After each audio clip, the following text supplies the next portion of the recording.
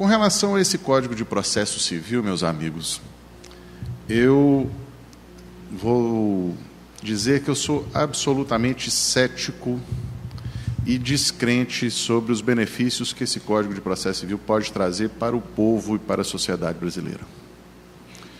Gostaria, antes de adentrar no tema do Código de Processo Civil, fazer um minuto de silêncio pelo fato de que hoje entra em vigor a reforma trabalhista, e é a morte dos direitos dos empregados e a confirmação do poder econômico que domina esse país e que subjuga o cidadão, que subjuga o trabalhador. Então, nesse momento, eu vou fazer um minuto de silêncio, de cronômetro, para registrar a minha indignação e a minha revolta contra o que nós estamos presenciando nesse país.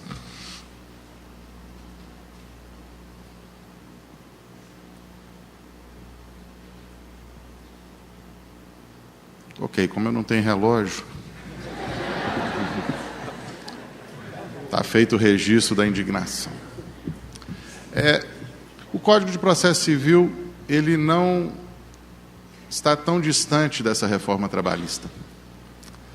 E aí eu posso destacar alguns pontos, e aí registrar e valorizar o trabalho, por exemplo, da doutora Estefânia, como tendo contribuído para essa comissão. O processo legislativo do Código de Processo Civil foi algo a ser ressaltado pela abertura democrática que houve na construção desse Código.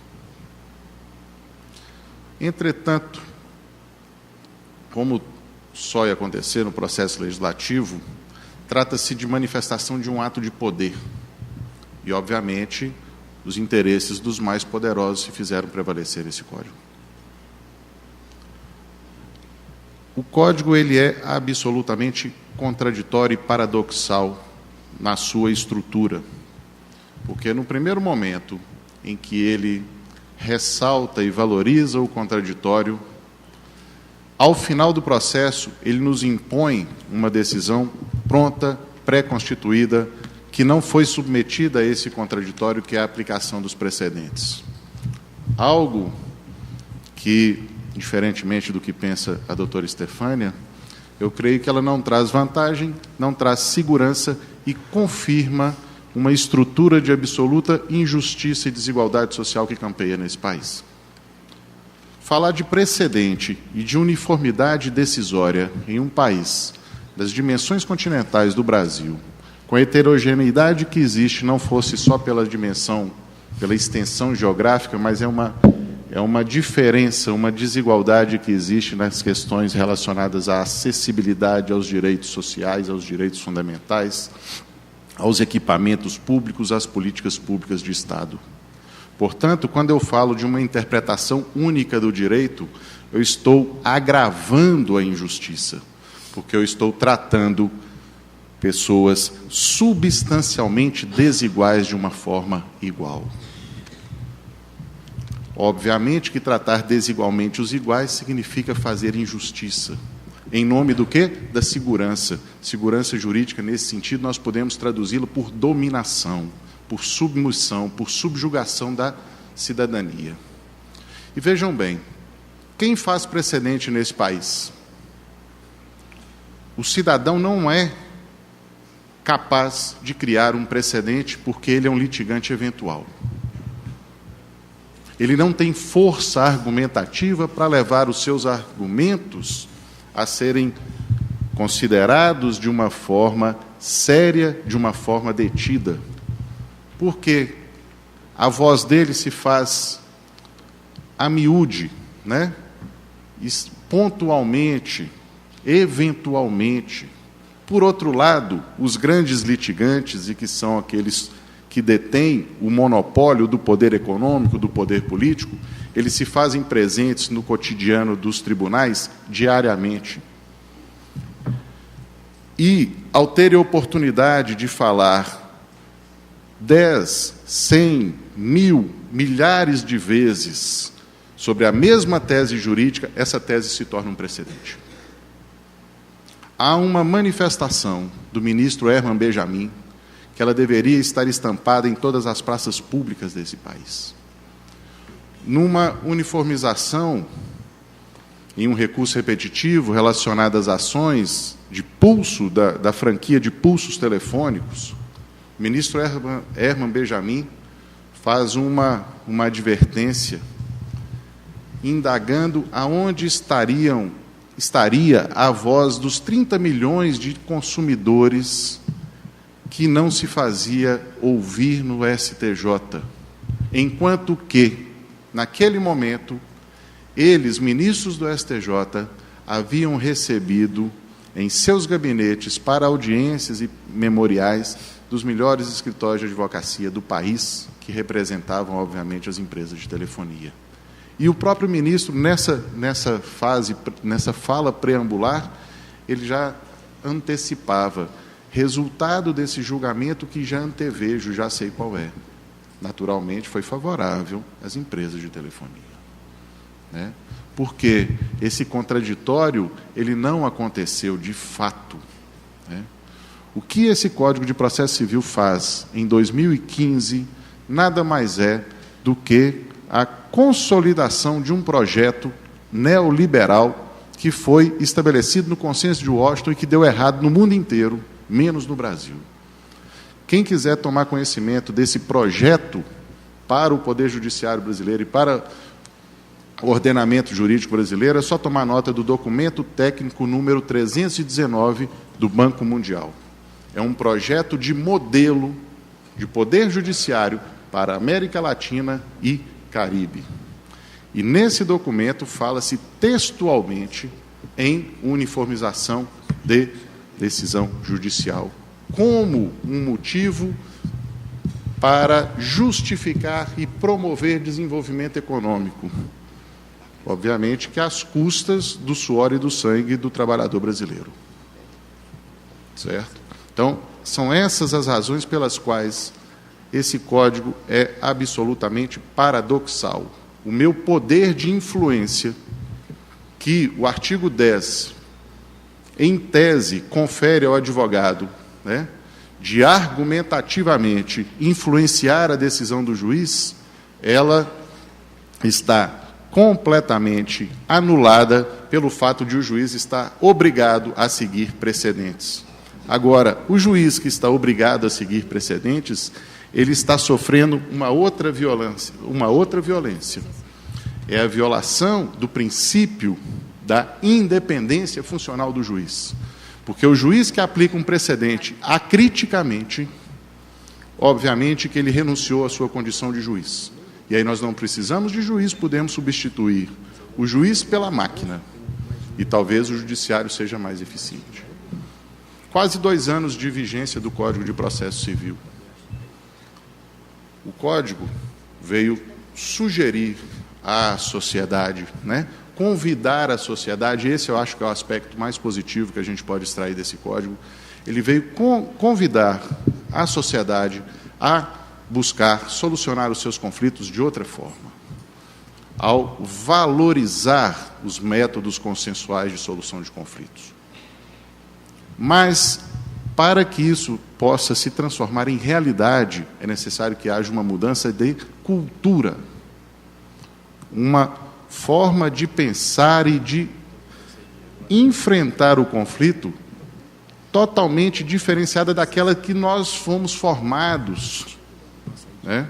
Nós recebemos o nosso diploma de bacharel em Direito e recebemos a nossa carteira de advogados e, por detrás, simbolicamente, o que nos estão nos entregando são uma espada, para que a gente possa usar dessa arma para enfrentar os conflitos. E nós nos tornamos administradores de processos, e não o que a Constituição nos colocou e nos dignificou como advogados, responsáveis por administrar a justiça. A dimensão que a Constituição conferiu ao advogado, ela deveria ser enaltecida e melhor esclarecida e dita em relação à sociedade. Vejam bem, para o advogado a Constituição diz que ele é indispensável à administração da justiça. Para o judiciário ele diz que ele tem o dever e a obrigação de reparar qualquer lesão ou ameaça a direito. O juiz, o campo de atuação do juiz se restringe ao do direito. Ele é um garante, e aí sim, responsável por assegurar segurança jurídica dentro de um Estado democrático de direito. Nós, advogados, temos um potencial muito maior de atuação. O âmbito de abrangência da advocacia é muito maior do que simplesmente lidar com o direito, né? Nós lidamos e administramos justiça. E a justiça, ela transcende os limites postos pelo direito, porque o direito é resultado de um ato de poder, enquanto que a justiça é um valor inerente à nossa condição humana.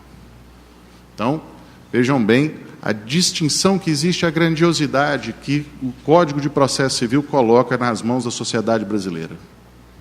Por isso é que é necessário que nós agora pensemos de uma forma diferente, atuemos de uma forma diferente. Nós somos responsáveis, não, né, por administrar conflitos perante um poder judiciário absolutamente falido, um poder judiciário institucionalmente corrupto na medida em que não se respeita sequer o teto constitucional de remuneração. Onde eu tenho um país em que juízes, né, e saiu uma reportagem agora, integram a camada dos ricos dentro de um país de pessoas empobrecidas e em estado de empobrecimento, isso é absolutamente lamentável. Esse Poder Judiciário ele não detém legitimidade para administrar os conflitos de direito que existem dentro da sociedade. Ele não fala a voz republicana. E não pode fazer porque ele tem que fazer valer os seus privilégios, que rendem $20 mil de remuneração mensal, a despeito de a Constituição dizer que o teto é de 33 mil. Então, se o judiciário ele não tem legitimidade, se ele não tem autoridade democrática para decidir, temos que buscar outros meios de solucionar os conflitos. E eles estão postos à nossa disposição. Conciliação, mediação, negociação, justiça restaurativa, qualquer outra forma desjudicializadora. Porque, se nós observarmos, isso que eu falo da remuneração dos juízes, eu não tirei da cartola, não foi uma carta que eu tirei da manga, isso é um dado oficial. Isso é publicado pelo Conselho Nacional de Justiça, que não tem coragem de decidir para resolver o problema, e aí a gente vê a ministra Carmen Lúcia indo ao Congresso para negociar algo que é simplesmente um ato de autoridade. Cumpra-se a Constituição. Né? Então, o que há... Já tomei cartão vermelho, talvez porque eu esteja muito atrevido hoje. Mas o que há é o seguinte: é preciso que nós busquemos solucionar os conflitos, tá? E aí, essa solução extrajudicial dos conflitos, ela não significa simplesmente solução de conflito, significa construir cidadania. Porque somente pode sentar para buscar uma solução de forma autônoma o cidadão, aquele que tem reconhecida a sua capacidade de assumir responsabilidade e as consequências por aquilo que ele faz. E na medida em que nós conseguirmos, né, espraiar formas dialógicas de solução de conflitos, independentemente de um ato de tutela do Estado, porque o que a jurisdição faz é exatamente tutelar o cidadão, que é incapaz de defender e de resolver os seus conflitos, ele passa agora a ser o protagonista do conflito e da solução desse seu conflito. O nível de satisfação é muito maior. O custo do processo é muito menor, né? E a cidadania e a sociedade brasileira agradecerão por nós estarmos construindo verdadeiramente uma cidadania fortalecida pela sua consciência de responsabilidade e pela sua autonomia. O tempo de 15 minutos, graças a Deus foram só 15 minutos, né? Muito obrigado ao senhor.